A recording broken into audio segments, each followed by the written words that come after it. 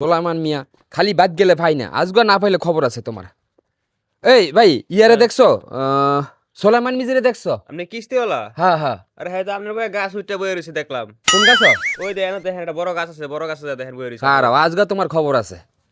কিস্তিওয়ালা করলো গিয়া কোনো জায়গায় হলায় শান্তি পাই না। আজকে আবার আওয়ার ডেট, আজকে গাছ উইটা থাক মধ্যে হি কেমনে বার করে আমার। সোলাইমান মিয়া আজগা তোমারে পাইছি। আবার ফোন দিল কে?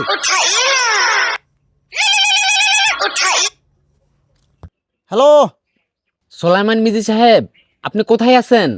আমি তো 9 তলার উর্ফে অফিসে ডিউটি করতেছি।